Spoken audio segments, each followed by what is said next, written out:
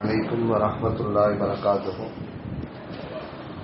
نحمده ونصلي على رسوله الكريم. أما بعد، قال الله سبحانه وتعالى في القرآن العظيم والفرقان المجيد بعد أعوذ بالله من الشيطان الرجيم بفضل بسم الله الرحمن الرحيم. خذ العفو وأمر عن العرف وأعرض عن الجاهلين. ஸதகல்லாஹுல் அலீம். புகழ் அனைத்தும் எல்லாம் வல்ல அல்லாஹு ஜல்லஷானு வ தஆலா ஒருவனுக்கே உரித்தாகட்டும். ஸலாத்தும் ஸலாம் நம் உயிரினும் மேலான அருமை நாயகம் முஹம்மது ரசூலுல்லாஹ் ஸல்லல்லாஹு அலைஹி வஸல்லம் அவர்கள் மீதும் அவர் நற்பாக்கியம் நிறைந்த உம்மத்தாரான நம் அனைவரின் மீதும் அல்லாஹ்வின் அன்பும் பேர் அருளும் என்றென்றும் நிறைவாக உண்டாகட்டுமாக. ஆமீன்.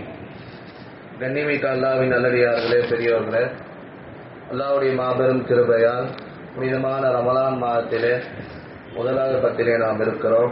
அல்லாஹ்வுடைய மாபெரும் கிருபையால் 6 நோன்பும் 7வது தராவி தொழுகையை தொழுதுவிட்டு அவனுடைய இல்லத்திலே நாம் எல்லாம் இருக்கிறோம்.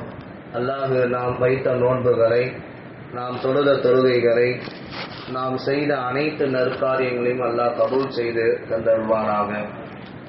அல்ஹம்துலில்லாஹ். இன்னைக்கு நம்முடைய ஆஃபீஸாமார்கள் இதுவரைக்கும் 8 ஜுஸு நிறைவு செய்திருக்கிறார்கள். சூரத்துல் அன்ஆம் என்கிற கால்நடை அத்தியாயங்கள் நிறைவு பெற்று சூரத்துல் ஆராஃப் என்கிற சிகரங்கள் என்கிற அத்தியாயம் ஓதிக்கொண்டிருக்கிறார்கள். இன்ஷா அல்லாஹ் நாளைய தினம் முதல் சஜிதா கண்டிப்பாக ரகாயத்தில் வரும். அல்லாஹ் ஏற்றுக்கொள்வானாக, கபூல் செய்வானாக.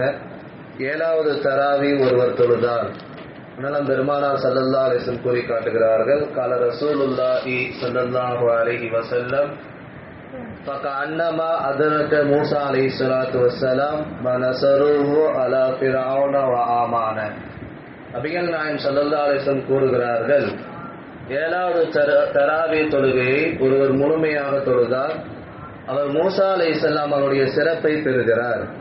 மேலும் ஃபிரௌன், ஆமான் என்கிற கொடிய அரக்கர்கள் இருந்து எப்படி நபி மூஸா அலைஹிஸ்ஸலாம் அவர்கள் உதவி செய்யப்பட்டார்கள், அந்த சிறப்பையும் இவர்கள் இன்றைக்கு தொழுதவர்களுக்கு அல்லாஹ் ரப்புல் ஆலமீன் அவ்வளவு சிறந்த நன்மைகளை, துவாக்களை நமக்கு தந்திருக்கிறார். அப்பேற்பட்ட அந்த துவாக்களை பெறக்கூடிய, நன்மைகளை பெறக்கூடிய நன்மக்களாக நம்மை ஆக்குவானாக. மூஸா அலைஹிஸ்ஸலாம் அவங்க கலீமுல்லா, அல்லாஹ்ட்ட பேசினவங்க, மிக சிறந்த ஒரு நபி. ஃபிரௌன் போன்ற கொடிய அரக்கர்களுக்கு தாவத் அழைப்பு பணி செய்தவங்க. அவங்கள்ட்ட போராடினவங்க மார்க்கத்தை கொடுப்பதற்காக வேண்டி. அவங்களுடைய சிறப்பெல்லாம் நம்ம பெறவே முடியாது, அவங்களோட நம்ம ஒத்தே போக முடியாது. அவங்க நபிமார்கள், அவங்க நபிமாருடைய அந்தஸ்தில் இருக்கிறாங்க. அந்த நன்மையை அல்லாஹ் தருகிறான்னு சொன்னா இந்த ரமலானுடைய சிறப்பு அவ்வளவு முக்கியமாக நீங்கள் உணர்ந்து கொள்ள வேண்டும். எத்தனையோ பேருக்கு இன்னைக்கும் தராவி தொழுகைகள்லாம் இல்லாம இருக்கு. எத்தனையோ பேருக்கு குர்ஆன் ஓதுற பாக்கியம் இல்லாம இருக்கு. எனவே அப்பேற்பட்ட நற்பாக்கியவான்களாக அல்லாஹ் நம்மை ஆக்கி இருக்கிறான். கோடான கோடி நன்மைகள் அல்லாஹ்வுக்கு. அல்ஹம்துலில்லாஹ். இன்னைக்கு ஓதப்பட்ட ஒரு வசனம் நம்முடைய சிந்தனைக்கு 3 முத்தான 3 உபதேசங்கள் இன்னைக்கு கூறப்பட்டன. குதில் அஃபுவ, மன்னிப்பை நீங்கள் பெற்றுக்கொள்ளுங்கள்.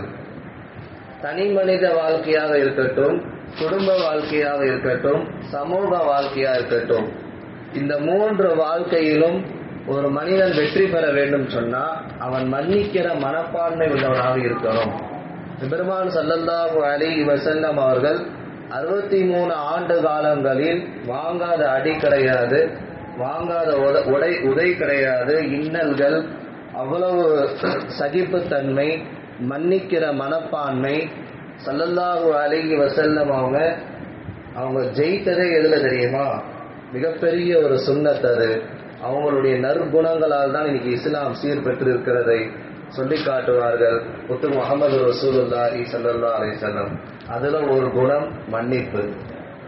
அடுத்ததாக அல்லாஹ் தொடர்ந்து சொல்லுவான், குதில் அஃபுவ வஅமுர் அனில் உருஃபி, நல்ல விஷயங்களை நீங்க செய்யுங்க, அதை மக்களுக்கு எடுத்து சொல்லுங்க, அவங்களையும் செய்ய சொல்லுங்க. இது 2வது செய்தி. 3வது செய்தி, வஅரில் அனில் ஜாஹிலீன், அறிவினர்களுடைய தேவையில்லாத கருத்து வேறுபாடுகள், அல்லது தேவையில்லாத விஷயங்களை விட்டு இக்னோர் பண்ணிடுங்க. அதை விட்டு நீங்க விலகி கொள்றது நல்லது. எது நல்லதோ அதை மட்டும் எடுத்துக்கோங்க. வைதா காத்தபகமுல் ஜாஹிலூன காலு சலாமா. ஒரு தேவையில்லாத ஒருத்தன் நம்மகிட்ட விதண்டாவாதம் பண்றானா, இல்லாதது இருக்குன்னு சொன்னானா, அவன்கிட்ட சலாம் சொல்லி விலகி கொள்றது ஒரு அறிவாளியுடைய சிறந்த குணம் என்பதாக கண்மணி ரசூலுல்லாஹி ஸல்லல்லாஹு அலைஹி வஸல்லம் சொன்னாங்க. என்ன சொல்றாங்க? ஜாஹில்கள் அறிவியலர்களை விட்டும் நீங்க புறம் தள்ளிடுங்க, இக்னோர் பண்ணிடுங்க என்பதாக 3 உபதேசங்கள் நீ சொல்லப்படுது. 1 மன்னிக்கிற மனப்பான்மை, 2வது நல்ல விஷயங்களை மக்கள்கிட்ட சொல்றது, அதை செய்யறது, 3வது தேவையில்லாத விஷயங்கள்ல நீங்க அதுல டைம் வேஸ்ட் பண்றதை விட்டுட்டு நல்ல விஷயங்களை நீங்க செலவழிங்க அப்படின்னு அல்லாஹ் நமக்கு சிறந்த செய்திகளை சொல்லி தருகிறார். இன்னைக்கு நிறைய நபிமார்களுடைய வரலாறுலாம் வந்துச்சு. மூசா அலைஹிஸ்ஸலாம் அவங்க, ஷுஐப் அலைஹிஸ்ஸலாம் அவங்க, லூத் அலைஹிஸ்ஸலாம் அவங்க, ஹூத் அலைஹிஸ்ஸலாம், சாலிஹ் அலைஹிஸ்ஸலாம், ஒவ்வொரு நபிமார்களுடைய டச்சப் மட்டும் இன்னைக்கு வந்துச்சு. இனி அடுத்தடுத்த தொழுகைகள்ல அடுத்தடுத்த நாட்கள்ல முழுமையான வரலாறுகள் எல்லாம் வரும். எனவே இந்த 3 விஷயத்தை கண்மணி முகமது ரசூலுல்லாஹி ஸல்லல்லாஹு அலைஹி வஸல்லம் அவங்களுக்கு எத்தனையோ காஃபிர்கள் பல இன்னல்கள் கொடுத்தாங்க, பல சோதனைகள் கொடுத்தாங்க. ஸல்லல்லாஹு அலைஹி வஸல்லம் ரொம்ப பொறுமையா இருந்தாங்க. எந்த அளவுக்கு சொன்னா, ஒவ்வொரு உம்மத்துக்கும் ஒரு ஃபிரௌன் இருக்காங்க. நம்ம உம்மத்துல ஃபிரௌன் யாருன்னு உங்களுக்கே தெரியும்.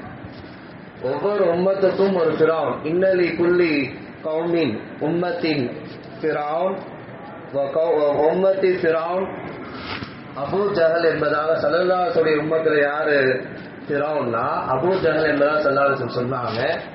அவருடைய மகனார் இஸ்லாத்தை ஏற்க வராங்க. அவங்க பேர் இக்ரிமா ரலியல்லாஹு அன்ஹு.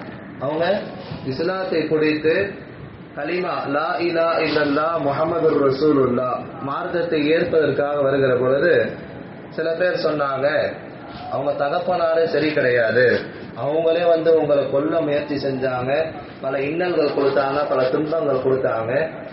அவருடைய மகனாரே இஸ்லாத்தை விரும்பி வரும்போது நீங்க அவங்க தகப்பனாரை குறித்து பேசாதீங்க, அவங்க மனசு கஷ்டப்படும்.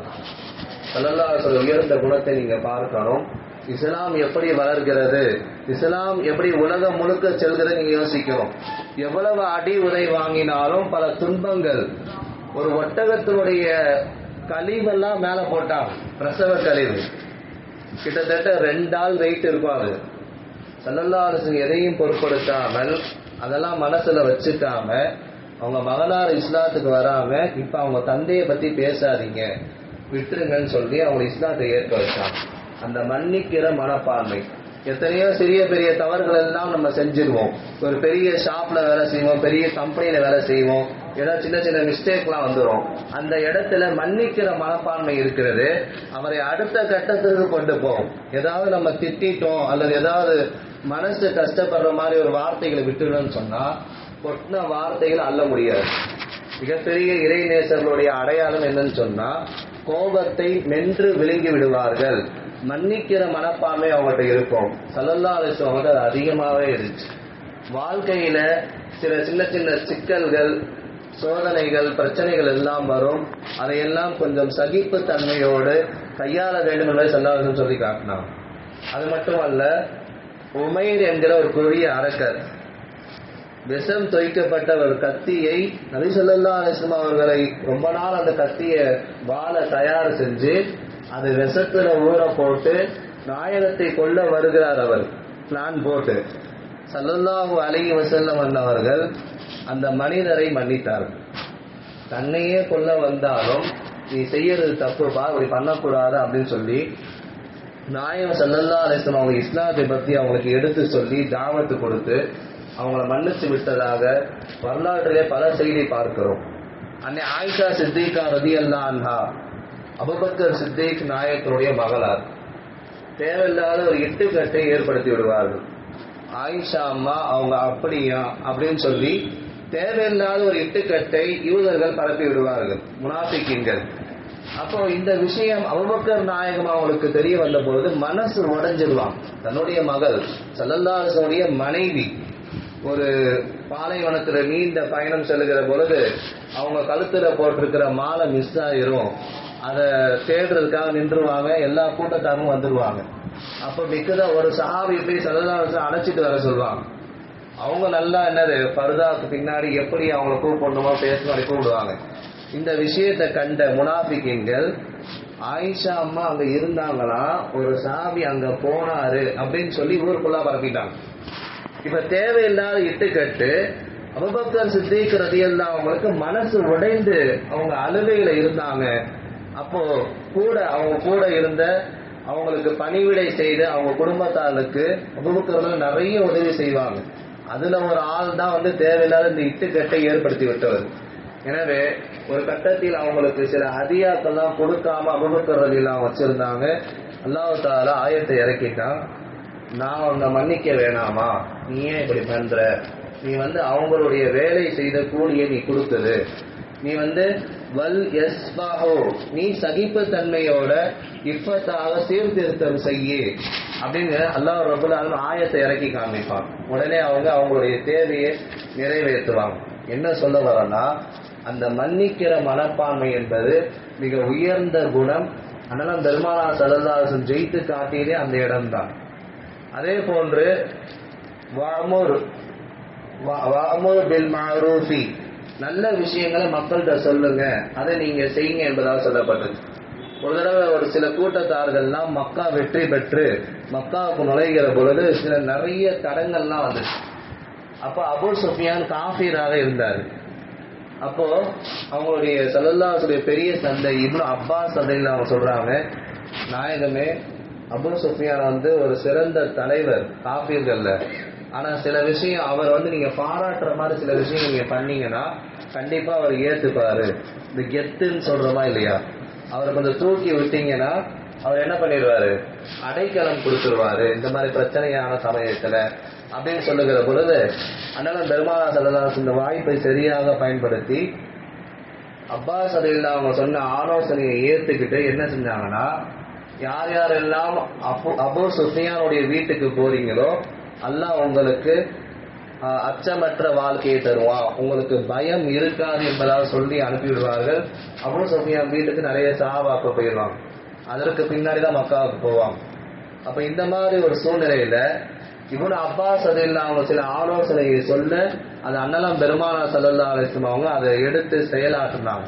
நல்ல விஷயங்கள்ல எப்படி அதை பாதுகாத்து கொள்ளணும், யாருக்கு இது பிரயோஜனமா இருக்கும், அதனால சரியான முறையிலே நாயகம் ஸல்லல்லாஹு அலைஹி வஸல்லம் செய்து காட்டினார்கள். மூன்றாவது செய்தி, வஅரில் அனில் ஜாஹிலீன் தேவையில்லாதவர்கள் ஏதாவது பேசணும், ஏதாவது விதண்டாவாதம் பண்ணவே சில பேர் வருவாங்க. அவங்ககிட்ட நம்ம என்ன சொல்லிடணும், அஸ்ஸலாமு அலைக்கும் வரஹ்மத்துல்லாஹ்.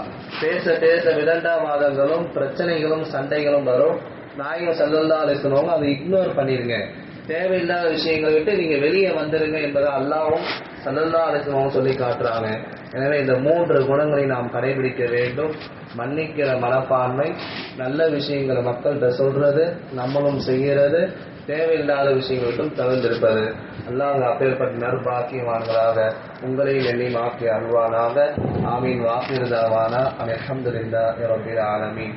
நோன்பு வைக்கும் நியத்து, நவைத்து சௌமகதின் அன் அதாஇ ஃபர்லி ரமலானி ஹாதிஹி ஸனதி லில்லாஹி தஆலா.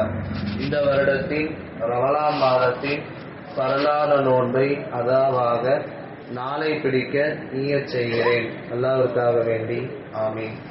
ஸல்லல்லாஹு அலா முஹம்மத் ஸல்லல்லாஹு அலைஹி வஸல்லம். ஸல்லல்லாஹு அலா முஹம்மத் ஸல்லல்லாஹு அலைஹி வஸல்லம். ஸல்லல்லாஹு அலா முஹம்மத் யா ரப்பி ஸல்லி வஸல்லிம். அஸ்ஸலாமு அலைக்கும்.